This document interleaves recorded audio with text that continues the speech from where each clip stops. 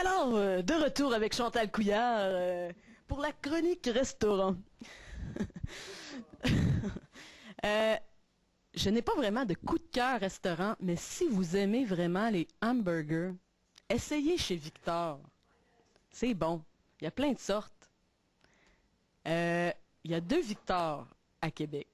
Il y en a un situé sur le chemin Sainte-Foy, euh, hauteur en face du Jean Coutu, mais vers le terminus de Sainte-Foy. Oui, mais c'est sur le chemin Sainte-Foy. Ensuite, l'autre est situé sur la rue Saint-Jean, euh, juste un peu avant le... Mon resto coup de cœur, je pense que je vais vous envoyer goûter aux délicieux poireaux du restaurant le Montego Club sur la rue Mégoire. Et j'espère que vous allez prendre le poireau puisque c'est moi qui le fournis au resto.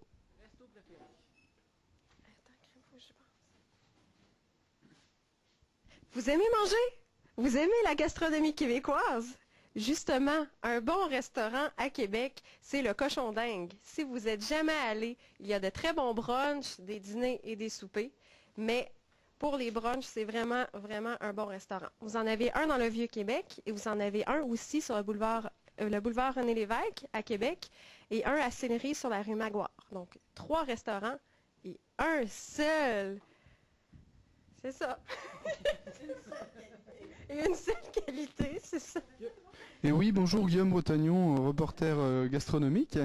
Alors, j'aimerais vous suggérer, en tant que grand gastronome et amateur de bonne bouffe, quelques restaurants à Québec. Donc, vous avez le restaurant salvadorien, mexicain salvadorien, dans les Moilous, qui s'appelle La Salsa. Vraiment excellent, vraiment, je vous le conseille.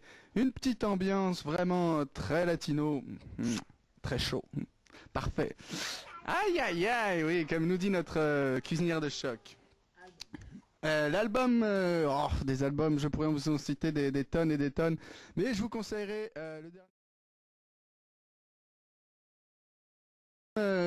Des albums, je pourrais vous en citer des tonnes et des tonnes, mais je vous conseillerais le dernier album de Jean Leloup et tous ceux qui sont bien avant. Jean Leloup est un artiste particulier que moi j'ai découvert ici, qui s'appelle Daniel Bélanger. Si vous avez l'occasion d'écouter Tricycle, je vous le conseille vraiment, vraiment, c'est un très bel album. Voilà. Donc pour la musique, les Cowboys Fringants, j'en passe et des meilleurs. Écoutez, il y en a des tonnes et des tonnes ici au Québec. La musique, ça fait partie de la vie. Si vous voulez découvrir des groupes québécois, je vous suggère le groupe Malajube, qui est un groupe un peu rock, qui, comme on dit, ça brasse beaucoup, mais c'est de la très bonne musique. Et aussi le chanteur Dumas, si vous aimez un peu plus la musique calme. Excellent chanteur. Musique, je vous conseillerais Carquois et Galaxy 500 pour les gens qui aiment quelque chose de plus alternatif ou euh, qui est de party, là. Et folklorique, on y va certainement pour Mes aïeux et Bottines souriantes. Et si vous êtes plus relax, j'aime beaucoup Marat Tremblay et son dernier disque, Les Nouvelles Lunes.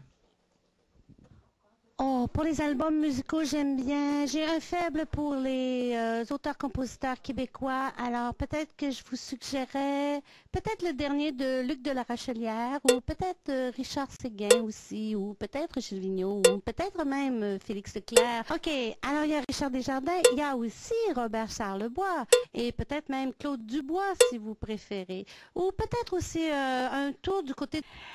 Alors, il y a aussi, peut-être, est-ce que j'ai nommé Gilles Vigneault? Oh, il y a aussi Claude Léveillé. Je pense que si vous aimez les petites balades douces, ce serait à conseiller pour vous. Qu'est-ce que je pourrais aussi... Ah, peut-être, attendez un petit peu. Est-ce que j'ai cité Laurence Jalbert? Il y aurait Laurence Jalbert, Dan Bigra aussi, bien sûr, dans le style un peu rocker. Il y a peut-être aussi Boum Desjardins, peut-être Danny Bédard.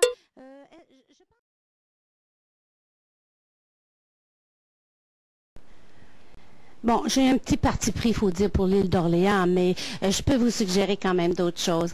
Je pense que si vous avez la chance d'aller faire un petit tour du côté de Charlevoix, c'est très, très beau avec des paysages à vous couper le souffle. Et vous aurez peut-être l'occasion de voir une belle grosse baleine qui va vous chanter son chant d'amour. Si un jour vous revenez au Québec et vous ne savez pas où aller, vous pouvez toujours aller visiter les îles de la Madeleine. C'est des îles qui appartiennent au Québec, mais qui sont vis-à-vis l'île du Prince-Édouard et le Nouveau-Brunswick. Vous allez voir, c'est une super région. Il y a des plages, il y a la nature, les gens sont ultra sympathiques. C'est vraiment une région du Québec à découvrir. Et leur accent est très drôle aussi. Ah, les régions du Québec. Elles sont toutes merveilleuses. Non, sincèrement, je n'ai pas de région du Québec préférée, mais je vous conseillerais, c'est sûr, d'aller en Gaspésie si vous n'êtes jamais allé. Oh. La pointe, la péninsule est écœurante, si vous avez appris cette expression-là. Et aussi, il y a les Chic-Chocs. C'est les plus hautes montagnes de l'Est du Québec, au sud de je ne sais plus quelle latitude. C'est ça.